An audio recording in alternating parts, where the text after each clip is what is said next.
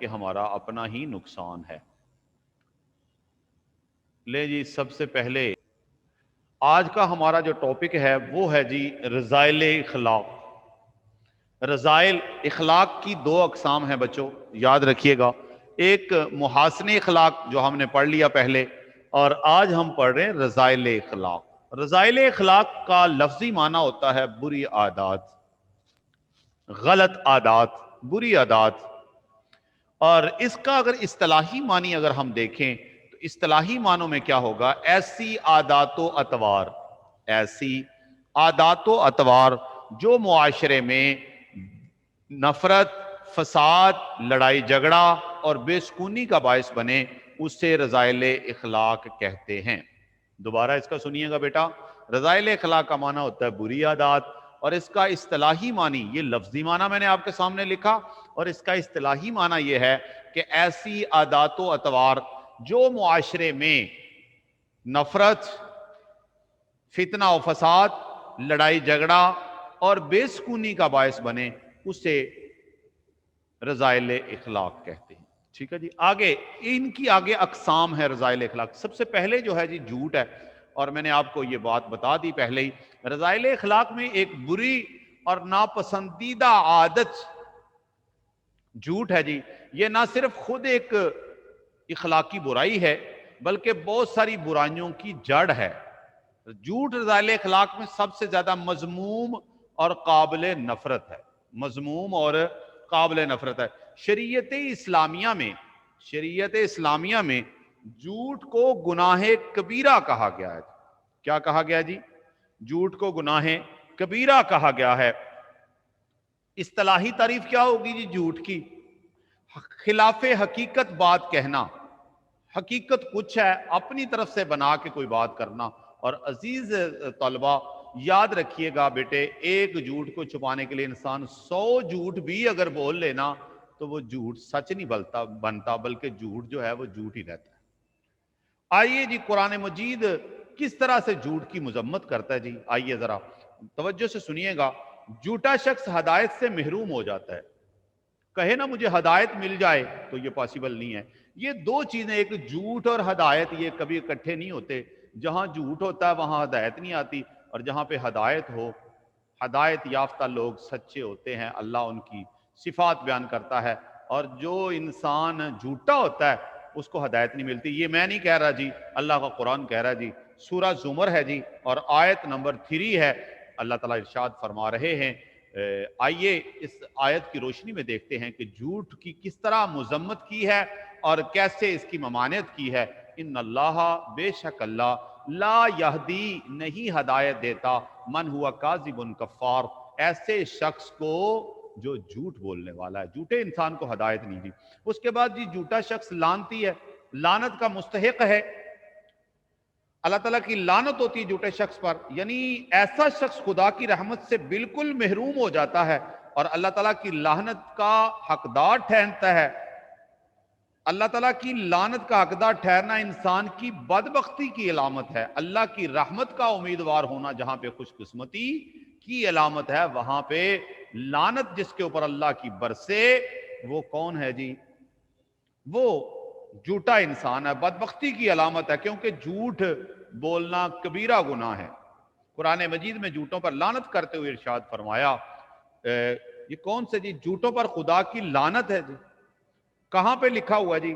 سورہ آل عمران ہے، آیت نمبر 61 ہے۔ اللہ تعالیٰ ارشاد فرما رہے ہیں، لعنت اللہ علی الکاذبین، اللہ جھوٹوں پر لعنت کرتا ہے، جھوٹ بولنے والے پر لعنت ہوتی ہے۔ اور جھوٹ کی مذمت حدیث کی روشنی میں آپ صلی اللہ علیہ وسلم نے فرمایا کہ جو شخص جھوٹ بولتا ہے معاشرہ تباہ و برباد ہوتا ہے، فتنہ و فساد بپا ہوتا ہے، کس وجہ سے؟ جھوٹ کی وجہ سے۔ تو آپ صلی اللہ علیہ وسلم کا ارشاد گرامی نوٹ کر لیں۔ آپ صلی اللہ علیہ وسلم سے پوچھا گیا، یا رسول اللہ کیا مومن آدمی بزدل ہو سکتا ہے؟ تو آپ نے فرمایا جی نعم۔ پھر پوچھا، یا رسول اللہ کیا مومن بندہ بخیل ہو سکتا ہے، کنجوس ہو سکتا ہے؟ تو آپ نے فرمایا نعم جی۔ پھر پوچھا، یا رسول اللہ کیا مومن بھی ہو اور جھوٹا ہو؟ فرمایا نہیں، لا، مومن کبھی جھوٹا نہیں ہو سکتا۔ تو اس لیے ہمیں جھوٹ سے بچنا ہے۔ اور یاد رکھیے گا جھوٹ معاشرے کی تباہی کا سبب بنتا ہے، جھوٹ دوزخ کی طرف لے جاتا ہے، جھوٹ اللہ کی ناراضگی کا سبب بنتا ہے، جھوٹے کی کوئی گواہی قبول نہیں کرتا جی، جھوٹے انسان سے لوگ نفرت کرتے ہیں۔ دوسرے نمبر پہ جی غیبت ہے، اور غیبت کو یاد رکھیں، غیبت بھی ایک اخلاقی برائی ہے اور جو بہت بری ہے، مگر بدقسمتی سے ہمارے معاشرے میں اس قدر عام ہے یہ، جس طرح یہ برائی ہے اسی طرح یہ کیا ہے جی، عام ہے۔ ہمیں اس چیز سے بچنا چاہیے۔ لغوی معنی کیا ہوگا جی غیبت کا؟ پیٹھ پیچھے بدگمانی کرنا، پیٹھ پیچھے بدگوئی کرنا کسی کی، یعنی مثال کے طور پہ میں کسی کے سامنے اگر بات کروں، اس کو بری لگے، وہ اٹھ کے چلا گیا تو میں اس کی باتیں شروع کر دی ہیں، تو اس کو کہتے ہیں جی غیبت۔ اصطلاحی تعریف کیا ہے جی؟ کسی شخص کی غیر موجودگی میں اس کی ایسی برائی بیان کرنا جو اس کی موجودگی میں اسے برا محسوس کرے، تو اسے کہتے ہیں جی غیبت۔ غیبت انتہائی بری اخلاقی بیماری ہے جس سے اللہ تعالیٰ نے نہایت نفرت کا اظہار کیا۔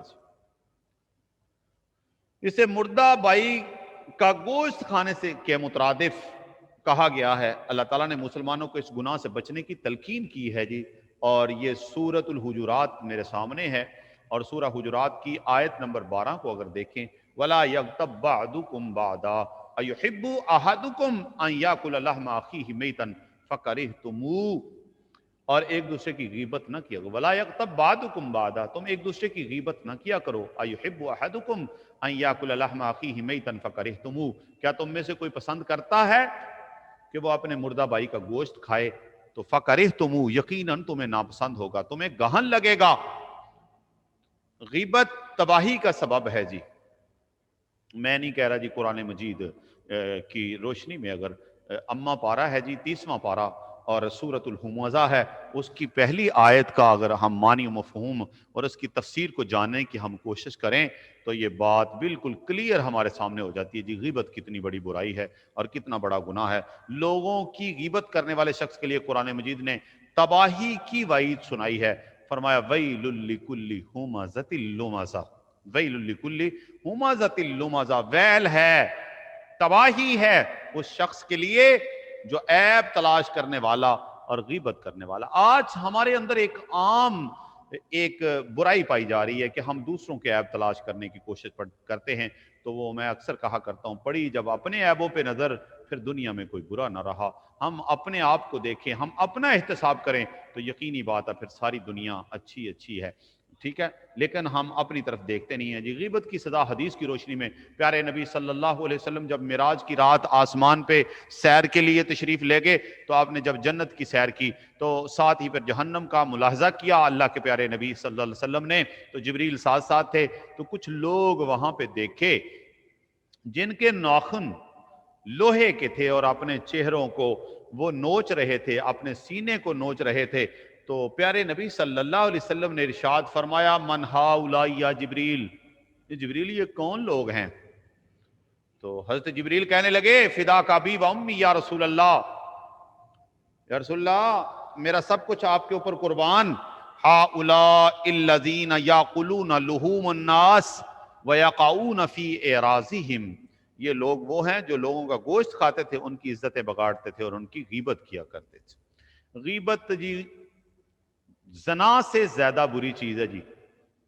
میں نہیں کہہ رہا، اللہ کے پیارے نبی صلی اللہ علیہ وسلم کا فرمان عالی شان ہے، الجماع الصغیر کے اندر حدیث نمبر 5012 پیارے نبی صلی اللہ علیہ وسلم کا فرمان عالی شان ہے الغیبۃ اشد من الزنا، غیبت جو ہے وہ زنا سے زیادہ برا عمل ہے، تو اس لیے ہمیں ان چیزوں سے بچنا ہے۔ اور یاد رکھیے گا غیبت اور اتہام میں فرق کیا ہے؟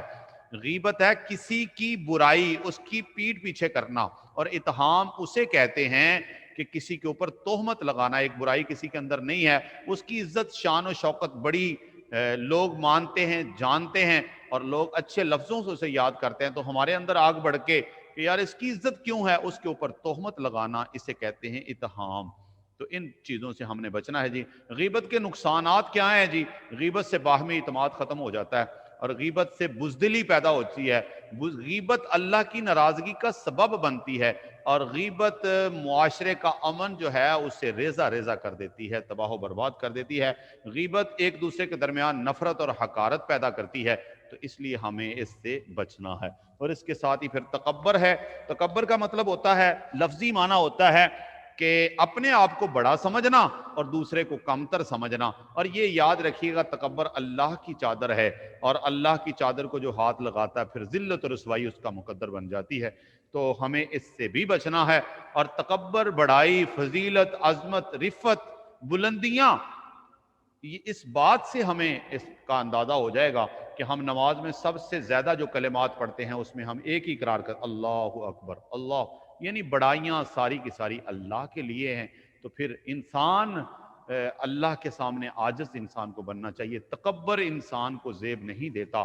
جو کل تک مردہ تھا اور پھر کچھ ہی دنوں کے بعد، کچھ سالوں کے بعد جس نے پھر منو من مٹی ہو جانا ہے، وہ تکبر کرے تو اس کو یہ چیزیں زیب نہیں دیتی۔ اللہ تعالیٰ سے دعا ہے کہ اللہ تعالیٰ ہمیں قرآن مجید اور پیارے نبی صلی اللہ علیہ وسلم کے فرامین کو سمجھ کر ہمیں زندگی بسر کرنے کی توفیق عطا فرمائے۔ جی منافقت نہیں ہے اس میں، جی بیٹے، اسمارٹ سلیبس میں جی بیٹے، منافقت؟ منافقت بھی ہے بیٹا، وہ بھی انشاءاللہ ہم کریں گے، لیکن وہ کل کریں گے، ٹھیک ہے؟ جی سر۔ تو اب